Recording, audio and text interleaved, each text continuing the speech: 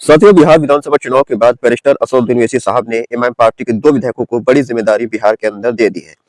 कल रात में बैरिस्टर ओवैसी साहब के जो इमाम पार्टी का जो फेसबुक और ट्विटर पेज है, उससे 2 पोस्टें डाली गई, जिसमें ये ऐलान किया गया कि यहाँ पर इमाम पार्टी के 2 विधायक विधानसभा के अंदर इमाम पार्टी के लिए अहम भूमिका निभाएंगे। पहला जो पद दिया गया है वो इमाम पार्टी के प्रदेश अध्यक्ष अख्तरुल इमान को असदुद्दीन ओवैसी साहब ने दिया है।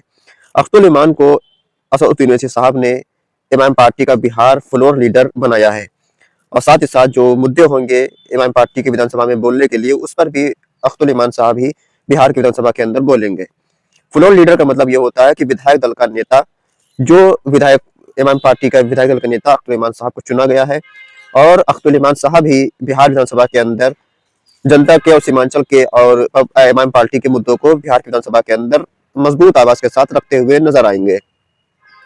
इसके साथ साथ एक और विधायक हैं बहादुरगंज से इमाम पार्टी के तौसीफ आलम।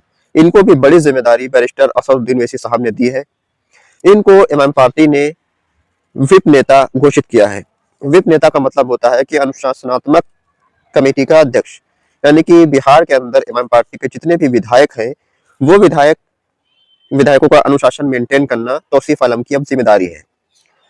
बिहार विधानसभा के अंदर जब राज्यसभा चुनाव की वोटिंग होगी, या फिर एमएलसी पद के लिए वोटिंग होगी, या फिर किसी भी मुद्दे पर बिल आएगा उसकी वोटिंग होगी, इस पर इमाम पार्टी का जो रुख है, इमाम पार्टी का जो मत है, उसको इमाम पार्टी के विधायक तौसीफ आलम बाकी विधायकों को एक लेटर जारी कर बताएंगे कि आपको इस मुद्दे पर इस तरह से वोट करना है, इस मुद्दे पर आपको वोट यस करना है या फिर नो करना है, या फिर राज्यसभा चुनाव में या फिर एमएलसी चुनाव में आपको किस प्रत्याशी को वोट करना है।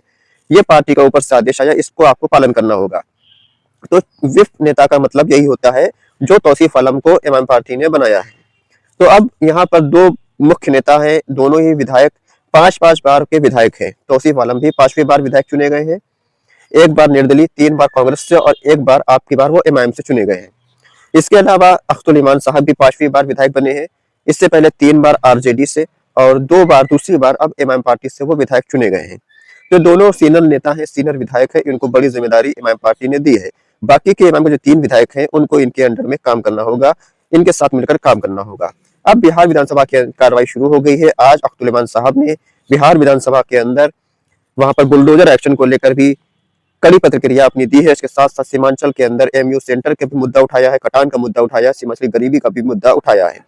तो इमाम पार्टी पूरी तैयारी के साथ बिहार के अंदर अब अपनी लड़ाई को लड़ रही है। अब देखना होगा कि इमाम पार्टी अपने मुद्दों को कितनी मजबूती से बिहार विधानसभा के अंदर उठाती है और सीमांचल के मुद्दों को किस तरीके से वहां पर मसलों को हल करवाती है। अपनी राय कमेंट बॉक्स में जरूर बताएं। खुदा हाफिज।